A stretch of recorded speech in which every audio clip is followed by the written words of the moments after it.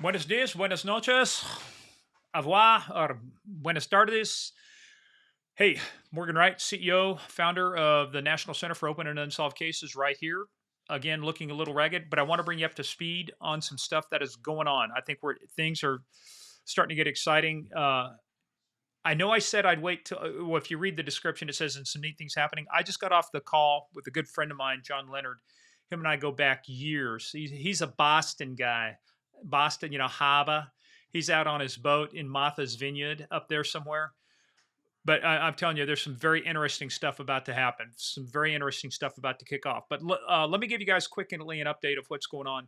So we did our first train the trainer session yesterday. It was fantastic. First of all, shout out again to Jake from Whipfley and our team over there. They're doing great work. But shout out to the volunteers, the people who showed up on their own time for 2 hours and went through the training. One person couldn't make it, and you know who you are because you ate the wrong stuff and you got food poisoning. So rapid fire. Let's figure this thing out. But it was real interesting too because this was not the user acceptance testing, the beta testing we did before, where it was let's just try do stuff, let's break stuff. This was now more about let's see the whole workflow from beginning to end. Let's look at from the point that a agency registers to where we create accounts to how we add locations, how we add radiuses around those, how we do all these different things. And it was really good because we're getting perspectives from both sides. When we do the law enforcement portal, we've got law enforcement practitioners, my buddy Johnny and Chris, folks that, and Rick Zach, even though used to be on the corporate side, did a lot of work with public safety. But you get that. But then you get people who are on the citizen side, the volunteers, the other side of this, who look at it from how would I, as somebody living in the community, look at it, or somebody who volunteers their time to help out in some of these organizations. So, thank you to people like Tia and Fallon and Beth and folks like that that are just doing great work out there, volunteering their time, and now they want to volunteer and work with us. So obviously, we're very humbled. As I tell people, there's two things you give us. You can give us time or money, right? We can always replace money, but we can never replace time. Time is the most valuable thing somebody gives us, and we want to make sure we respect that and make sure that we make it worth your while to do that. Coming up on Friday is our train the trainer, but for the citizen portal. So now we'll get the other view of it. What do citizens see? How can, what kind of things as you train people, as your volunteers, as you start working with people? So how can we do though? How can we do a better job of marketing this and messaging it to those people? So that's coming out. But do not fret, do not worry. For those of you who are our volunteer analysts that only said you wanted to volunteer to be an analyst and not a case manager, the train the trainer was ostensibly for people who were going to be case managers. People were going to enter maybe a few cases on their own, but help lead a team, a broader team to get cases entered. So, but developing analyst training right now. So we're going to start off by just really walking through the platform, how it works, what it does, so that you know the information that's important to collect. So we're going to be doing that. The portal again, we're targeting going live on September 4th for that, and then it's very exciting. We're working on the language, getting the email out from Frank Carpenter, who's the colonel of Chesterfield County Police. He's the current head of the Chesterfield County Police Department. Originally, it was Jeff Katz who was helped us get this thing started. They're our pilot agency, but we've already got registrations from the Attorney General's office. We're beginning agencies from around. So this is an in-person law enforcement and citizens. So we'll have a special invite going out to citizens to register. There'll be just a selected few of those because we obviously want to make sure that we have enough room for everybody. But guys, just want to let you know there's a lot of things going on. So that's going to be September 12th. Part of the plan is for us to take this and go around the Commonwealth and start getting more agencies signed up, more agencies on board, getting more cases in. Our goal is have 1,000 cases, right? Have 1,000 cases. That's kind of the critical mass I think we need to be able, as we bring people in, they're going to have things that they connect to. So the minute you create an account, especially in Virginia, there should be cases you have a connection to that we're going to be able to help drive leads and help. The goal is to let's close cases, right? I can't, I want to make sure we get justice for these families as well too. But I can't promise closure. Closure is a myth. It's a fiction. We can't do that. Nor can we promise that every case will be quote closed, or resolved. What we can do well, let's say closed, right? What we can do is that, look, let's say you've got a unidentified body and we find out who that person is, and this turns out to be a homicide. And now we identify who the suspect is, but the suspect's dead. Sorry, folks, there's no getting justice in this case, but there is resolution, right? We can help resolve the case. You ever get those allergies? Excuse me. Still allergy season out here.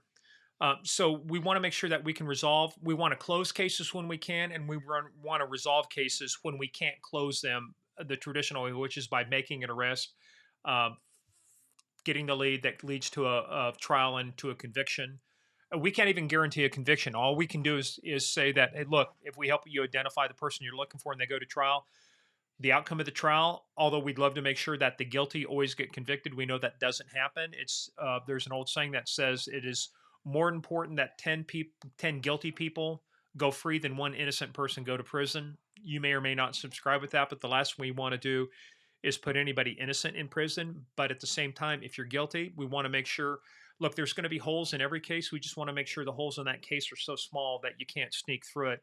And that's part of the job of collecting information and evidence to make a good airtight case against somebody. So that's the things coming up with that. The neat discussion I had with this friend of mine, and I'm going to be careful about before I announce anything too much because we're working on things, but we'll have some connections into the National Sheriff's Association as well. But there's a very interesting technology he's setting me up with right now, but it's basically the ability to check information. Got to be very careful about this, but I would be able to check to see if somebody's in custody anywhere in the United States from a scientific basis, right? Be able to scientifically show that somebody is in custody.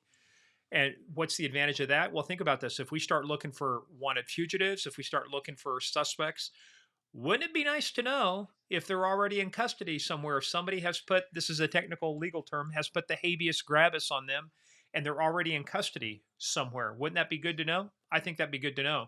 So we're going to have some capability to where law enforcement may have the ability. It won't be our capability, but we're going to link with another company where they'll be able to click on that link, take them to a secure portal from inside their own environment, look inside that company's database to say, here's who I'm looking for. Are they in custody anywhere? And be able to figure out, yeah, they're in custody. Here's where they're at. Or if you think, hey, somebody similar names who we're looking for, we've got some biometrics, you've got some biometrics. Let's compare those two and find out, voila, it is the same people, as the French would say. So there's some very interesting things going on from a technology standpoint that are going to make a difference in how we can add additional value to what law enforcement is doing. So not a very long post today because there's a lot of things in motion. Working with the team right now, Kelly and Johnny, to get emails out inviting people to the area. So we're working on the language right now. We're working on the invites, and I'm working on raising money. We've got to raise some money for this, both from the private sector and the public sector. So those things are all in motion. Not a lot of whole stuff, but I'm going to keep you updated because one of the things I want to do is make sure is that as we get closer to launch, as we get closer to doing stuff. Look, in fact, the website is looking awesome. I got to tell you, Amy from Anchor Design, working on this with us. This thing is just looking fabulous, and I think it's going to be.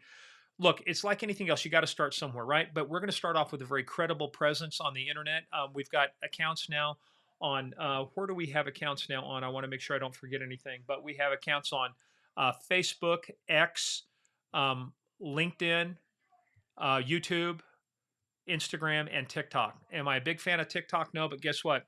You go where the audience is, you go where the folks are. So all of those you'll be able to find it's called just a one word, open unsolved. So very unique, right? The name's unique because I was able to get accounts on all 6 things using that unique name. So that's the other thing we're working on is creating a bigger, broader social media profile. We'll be looking for some help to do those things. And again, just doing videos, starting to look at doing a podcast. Once we have cases in there, we want to start doing a podcast about the cases we have, generate some interest. And here's the thing, no matter what case brings you in, once you create an account, we're comparing you against every case. It's like fingerprints, right? Put a set of fingerprints into a system. It's not just comparing it against the case that we're interested in, like a robbery or a burglary. I'm comparing you against all the fingerprints in the FBI system. So, but this is comparing locations. Locations are not personally identifiable. Locations are immutable. It's on the earth, right? If I put a pin in the map here, my house may disappear in 100 years. Doesn't matter. this location, this GPS location will be there until the end of time, until aliens invade and blow up the world. So I can't control that. Hopefully, it will not be in my lifetime or my kids' lifetime or my kids' lifetime. But you never know with aliens or a zombie invasion. You just never know with the zombie apocalypse. So anyway, that's it. Just keeping things short and sweet. But want to make sure you guys stay up to date on what we're doing here. But again, a lot of things are about to pop off. A lot of good things are going. I thank you, our volunteers, for folks out there, and stay tuned. We're going to be getting together a whole thing to where we create a whole email list and start getting people engaged and start getting people to help us solve cases. So click, connect, share, and solve. That's going to be our motto. So until then, guys, we'll see you later. Thanks again.